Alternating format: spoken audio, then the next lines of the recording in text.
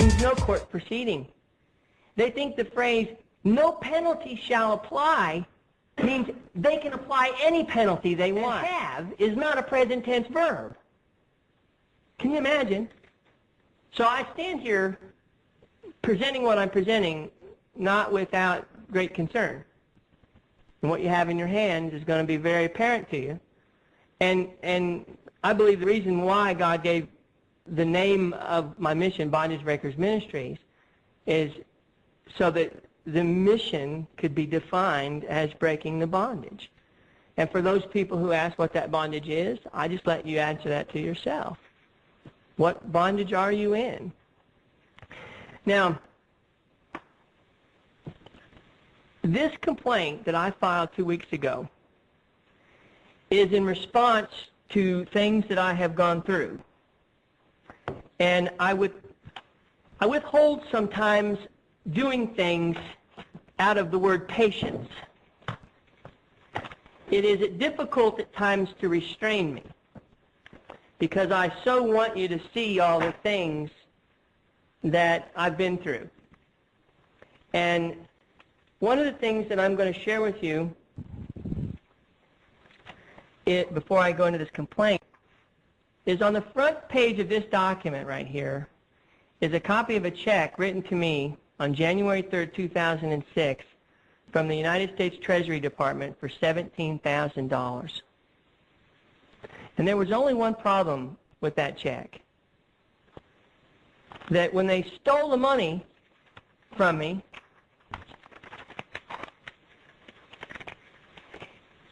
it was $19,000. It was counted 3 times in front of my wife, 3 federal agents who were searching my house trying to find evidence of a crime. They spent a lot of time at my house trying to find something, but they didn't want to tell me what it was.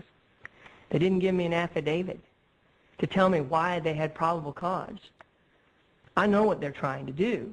They're trying to shut me up.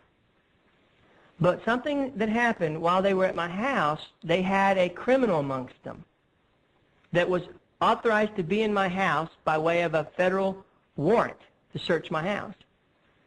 And between the time that money, that $19,000 that I just received in a gift, I just received it, was put into an envelope and zipped up, when it went to the bank, it became $17,000. And at first they wouldn't give it back to me. They told the judge in pleadings that it was evidence of cash dealing, which I, of course, told the judge, they know the check that I got for it, they know where I cashed it, it wasn't cash dealing, and they knew that. He writes in an order, Mr. Springer needs to do X. But when he does it, and we're sure he's going to do it, the government needs to be prepared to tell him why that money should not be given back to me unless it's contraband, which they knew wasn't contraband. It was a gift given to me. As I said earlier, I survive only on those things. I've had many a temptation, many offer, and I've rejected every one of them. But when they went to put the money in the bank teller on video camera only counts out $17,000. All of a sudden, there's a $2,000 deficiency between the receipt I got and the receipt the teller gave. They spent 5 months trying to get the Treasury Department to approve giving me $19,000 back. But they couldn't justify it because they only had a deposit receipt for $17,000. They kept trying to keep me from getting the money because they didn't want to tell me that they stole money while they were at my house. Now, I received this as a gift. I know it's hard to see taking something from me as a gift, but it is.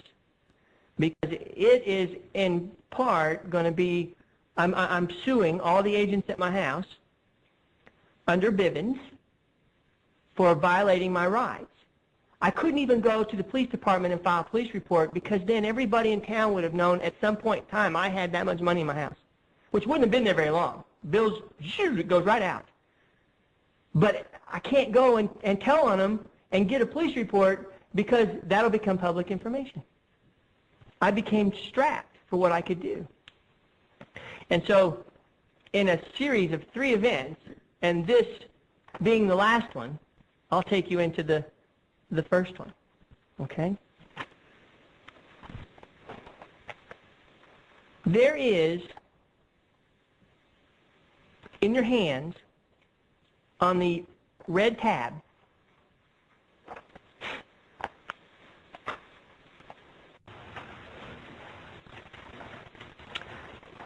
on the very top right corner of a 2005 1040 U.S. individual income tax return, there is a letter OMB and then a number. It says number up at the top right corner.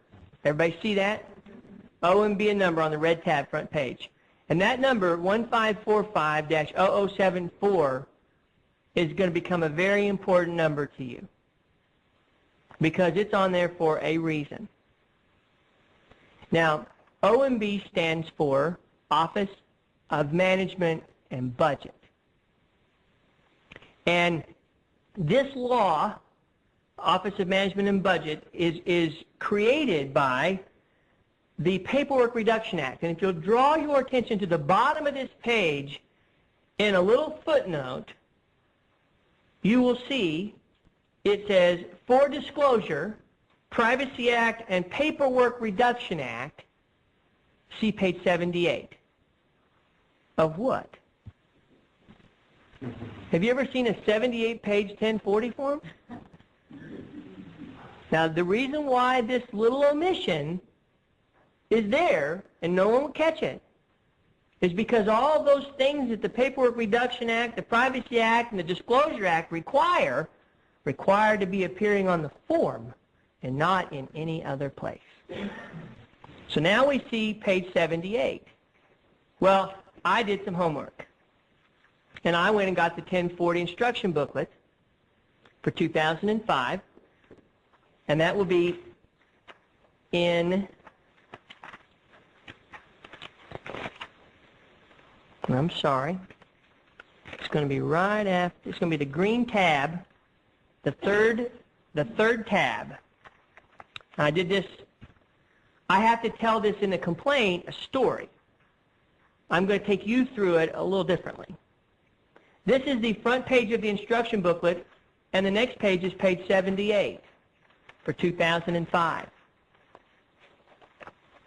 And just so you know these two match up, the very top of this page says Disclosure Privacy Act and Paperwork Reduction Act Notice. That lines right up with the bottom footnote on the 2005 1040 form. In no way am I telling you that you do not have to submit this document to the IRS. In no way am I telling you you don't have to pay any federal taxes. I am presenting you this information based upon penalty, because penalty is what has us in bondage. It's not the tax, it's the penalty.